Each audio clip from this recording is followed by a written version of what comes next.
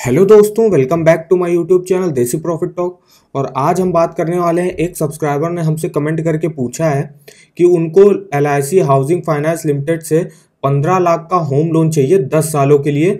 तो उनका जो है मंथली EMI क्या बनेगा, क्या इसमें एलिजिबिलिटीज चाहिए होती, क्या डॉक्यूमेंट्स रिक्वायर होते हैं, और सबसे मोस्ट है जो कि इंटरेस्ट रेट क्या लग रहा है इस समय LIC हाउसिंग फाइनेंस लिमिटेड में। तो इनके बारे में हम डिटेल में बात करेंगे आपसे। तो अगर आप हमारे चैनल पर नए हो तो सबसे पहले चैनल को सब्सक्राइब कर दीजिएगा। तो इस चैनल पर हम आपको home loan, personal loan, car loan और टू व्हीलर लोन से रिलेटेड इन्फॉर्मेशन लेके आते रहते हैं। और ये वीडियो जो है आखिर तक वॉच करिएगा, आपको काफ़ी इन्फॉर्मेशन यहाँ से मिल जाएगी। तो चलिए आइए शुरू करते हैं। तो सबसे पहले हम चलते हैं EMI कैलकुलेटर पर।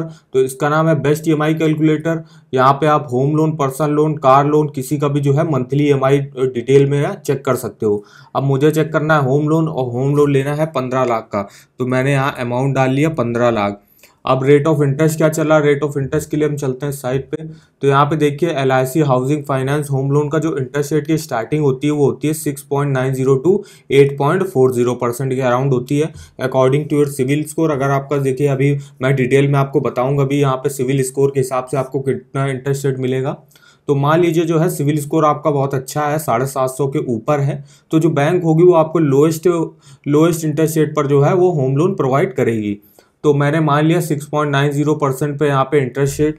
तो यहाँ पे मैंने 6.90% इंटरेस्ट रेट मान लिया, और मुझे लेना है 10 साल के लिए। तो मैंने यहाँ 10 साल लिया। अब देखिएगा जो मंथली EMI है, देखिए आप क्या होगा। तो मंथली EMI जो आपका बनेगा वो बनेगा 17,339 रुपये। फिर यहाँ पे टोटल इंटरेस्ट आपको जो पे करना पड़ेगा वो करना पड़ेगा 5,80,687 रुपये। Total payment principal plus interest मिला के जो आपको बैंक को वापस करनी होगी वो करनी होगी 20,80,687 रुपये। फिर यहाँ आप ग्राफ में देख सकते हो पाई चार्ट में। तो प्रिंसिपल लोन अमाउंट जो आपने 15 लाख का लिया है वो परसेंटेज में आएगा 72.1%। और टोटल इंटरेस्ट जो आप दोगे 5,80,687, उसको परसेंटेज में बनेगा 27.9%। तो ऐसे आप यहाँ से अपना जो है डिटेल में चेक कर सकते हो। फिर और नीचे आइएगा तो यहाँ पे आप अपनी EMI तय कर सकते हो कि EMI आपकी जो होगी वो कब से चालू होगी। तो मैंने मान लिया जो जुलाई महीना, जो आने वाला जुलाई महीना है, इससे जो है आपकी फर्स्ट EMI चालू होगी। फिर नीचे आइएगा तो यहाँ पे ग्राफ के माध्यम से काफ़ी डिटेल में आप अपना जो है टोटल पेमेंट देख सकते हो, इंटरेस्ट देख सकते हो, प्रिंसिपल क्या जा रहा है कितने सालों में, तो आप फिर डिटेल में देख सकते हो। जैसे मैं 2022 की बात करूँ तो आपका जो प्रिंसिपल आपको जुलाई महीने से दिसंबर महीने तक आपका जाएगा वो होगा 53,041 रुपये। वहीं आपका जो इंटरेस्ट आपका देना पड़ेगा वो लगभग देना पड़ेगा 50,992 रुपये। टोटल पेमेंट जो आपको इस महीने करनी होगी वो करनी होगी 1,04,034 रुपये। ऐसे आप 2023 में देखिए आपका प्रिंसिपल बनेगा 1,11,717। फिर यहाँ पे इंटरेस्ट बनेगा 96,350। ऐसे ही आप जो है अपना यहाँ से हर ईयर का यहाँ से डिटेल में अपना प्रिंसिपल और इंटरेस्ट अलग अलग चेक कर सकते हो।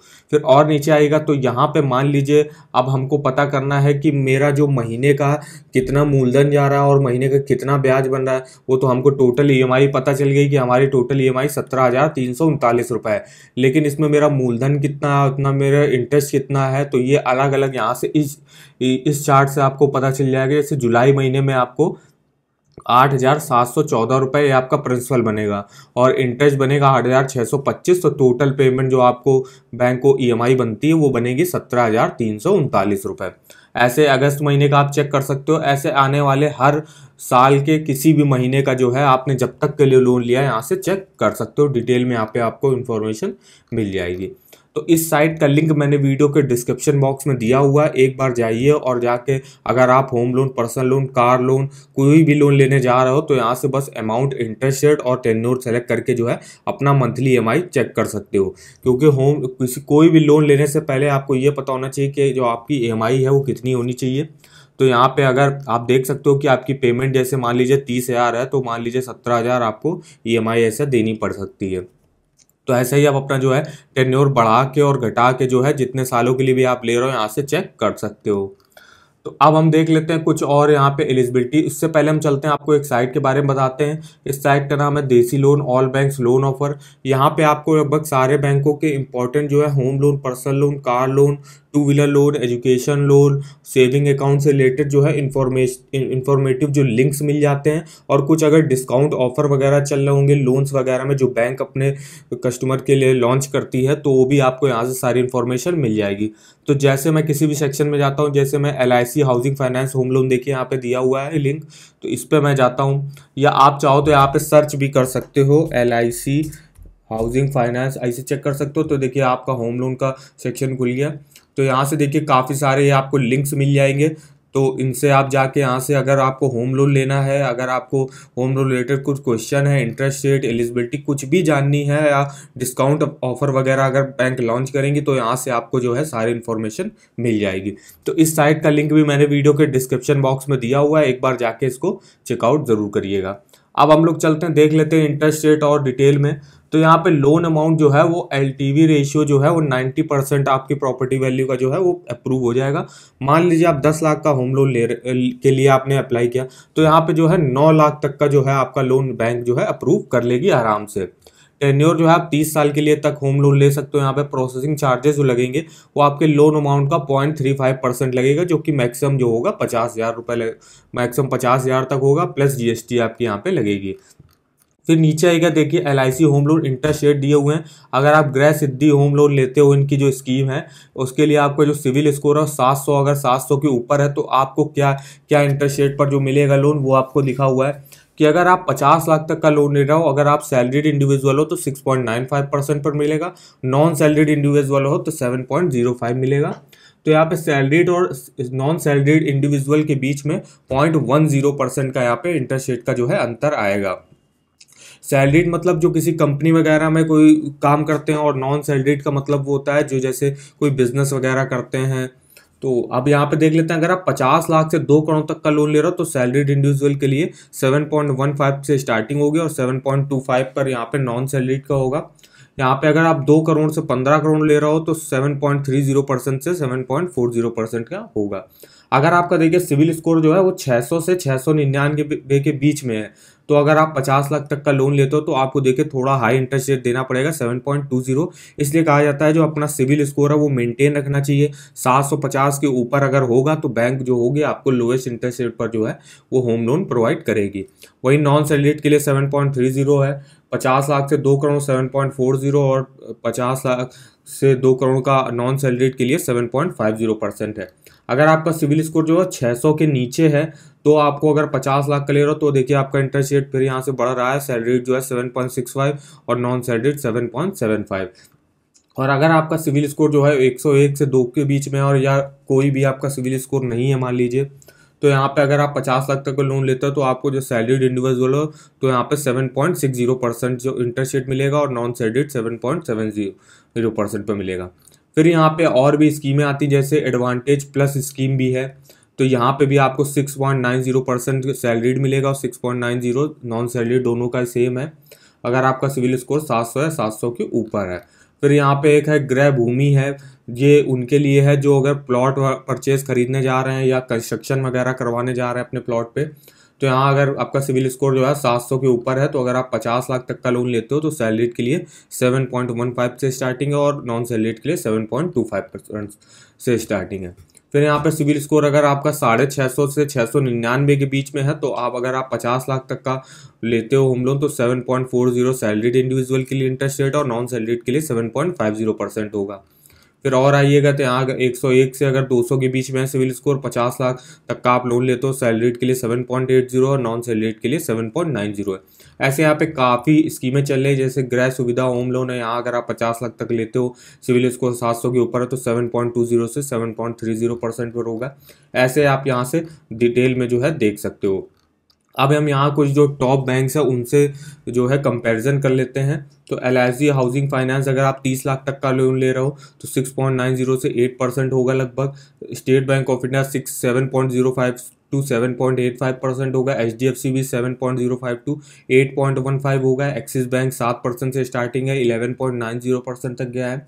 ICICI बैंक 7.10 से 7.95% तक है। कोटक महिंद्रा बैंक 7% से यहाँ पे स्टार्टिंग हो जाएगी होम लोन की। PNB housing finance 6.99 to 16.75, Punjab National Bank 7.45 to 8.85, Bank of Baroda 7.40 से स्टार्टिंग होगी।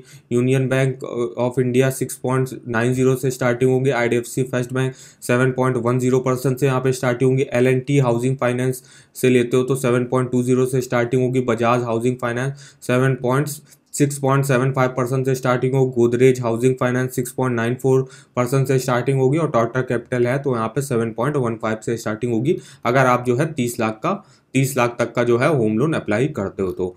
फिर और नीचे आएगा तो यहाँ पे चार्जेस लिखे हुए हैं। प्रोसेसिंग फीस आपकी मैंने बताई 0.35% लगेगा आपके लोन अमाउंट का, जो मैक्सिमम 50,000 रुपये होगी।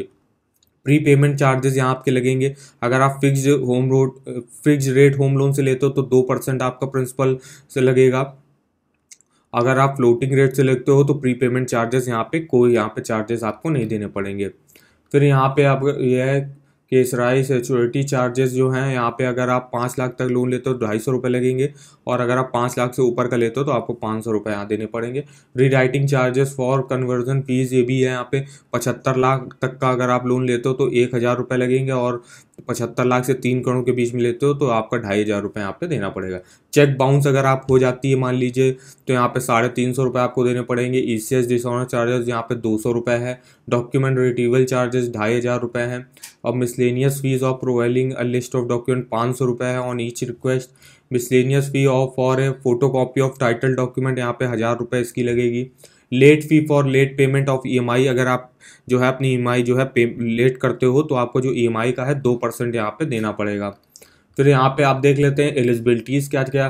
कुछ टाइप्स के होम लोन भी चल रहे हैं, जैसे home loan for resident Indian के लिए है, गृह सुविधा होम लोन है, होम लोन फॉर NRIs भी है। यहाँ पे प्लॉट लोन है, अगर आप प्लॉट कोई खरीद रहे हो या कंस्ट्रक्शन करवाओगे उस पर तो आप 15 साल के लिए जो है लोन ले सकते हो। यहाँ पे आपको 75% जो होगा आपकी प्रॉपर्टी वैल्यू का वो अप्रूव हो जाएगा। होम कंस्ट्रक्शन लोन, अगर आप कंस्ट्रक्शन वगैरह करा रहे हो 30 साल के लिए ले सकते हो। ये यहाँ पे लोन टू वैल्यू आपको मिल जाएगा। अगर आप 30 लाख तक का लेते हो तो 90% आपकी प्रॉपर्टी वैल्यू को मिल जाएगा। होम एक्सटेंशन लोन है, जैसे अगर आप मान लीजिए आपका ग्राउंड फ्लोर बना हुआ, आपको अपना घर का फर्स्ट फ्लोर बनवा रहा है तो वो होता है for extension existing home loan, तो यहाँ पे आपको 30 साल तक के लिए मिल जाएगा। यहाँ भी आपको ऐसे ही 30 लाख तक लेने जा रहे हो तो आपको 90% की जो है आपकी प्रॉपर्टी वैल्यू को मिल जाएगा। होम इम्प्रूवमेंट लोन है, अगर आप अपने घर में जैसे मतलब इम्प्रूव करवा रहे हो घर को तो यहाँ पे 30 साल के लिए भी आपको मिल जाएगा। टॉपअप होम लोन भी है, अगर आप होम लोन आपने पहले लिया है एक और आपको होम लोन लेना है उसके ऊपर तो भी आप यहाँ से अप्लाई कर सकते हो। फॉर न्यू एप्लीकेंट्स के लिए 8.50% से स्टार्टिंग होगी, और फॉर एग्जिस्टिंग एप्लीकेंट्स अगर होगा तो 9% से यहाँ पे स्टार्टिंग हो जाएगी इंटरेस्ट रेट की। होम लोन बैलेंस ट्रांसफ़र है। अब हम देख लेते हैं यहाँ से एलिजिबिलिटीज़ वगैरह क्या चलती हैं। तो एलिजिबिलिटीज़ के लिए कुछ खास नहीं, बस आपको जो है 30 साल के लिए आप ले सकते हो। मैक्सिमम जो एज होगी आपकी एप्लीकेशन फॉर्म की वो 50 साल होगी। फॉर सेल्फ एम्प्लॉयड इंडिविजुअल जो है तो यहाँ पे आप 70 साल से 75 साल के लिए भी जो है लोन ले सकते हो। फिर यहाँ पे और भी आएगा तो यहाँ पे आप देख लेते हैं डॉक्यूमेंट्स वगैरह क्या लगेंगे। तो डॉक्यूमेंट्स के लिए KYC डॉक्यूमेंट आपका देना पड़ेगा। Pan card, Aadhaar card, for NRIs passport is required, और प्रूफ ऑफ रेजिडेंस आपको देना पड़ेगा। इनकम डॉक्यूमेंट्स के लिए आपको सैलरी स्लिप देनी पड़ेगी। Form number 16 for salaried individual. Last 3 year income tax return देना पड़ेगा with financial for self employed और सेल्फ एम्प्लॉयड प्रोफेशनल्स। फिर यहाँ पे बैंक स्टेटमेंट आपको लास्ट 6 महीने से 12 मंथ के बीच में देनी पड़ेगी। प्रॉपर्टी डॉक्यूमेंट्स जो होंगे वो आपको क्या देना पड़ेंगे, तो proof of ownership of property देना पड़ेगा आपको। इन केस ऑफ अगर आप कोई फ्लैट वगैरह खरीद रहे हो तो आपको यहाँ पे अलॉटमेंट लेटर जो है वो बिल्डर के द्वारा जो आपको मिलेगा वो आपको यहाँ पे दिखाना पड़ेगा। फिर यहाँ पे up to date tax paid receipt जो है वो आपको यहाँ पे दिखानी पड़ेगी। तो ये कुछ इंपॉर्टेंट डॉक्यूमेंट्स हो गए जो आपको यहाँ से दिखाने पड़ेंगे। तो आई होप आपको सारी इन्फॉर्मेशन मिल गई होगी इस वीडियो में। तो अगर वीडियो आपको पसंद आया हो तो चैनल को सब्सक्राइब कर दीजिएगा और वीडियो को एक लाइक कर दीजिएगा, और इस साइट पर विजिट करना मत भूलिएगा, बेस्ट EMI कैलकुलेटर। इसका लिंक मैंने वीडियो के डिस्क्रिप्शन बॉक्स में दिया हुआ है। तो आज के वीडियो में बस इतना ही, तो मिलते हैं नेक्स्ट वीडियो में, तब तक के लिए धन्यवाद।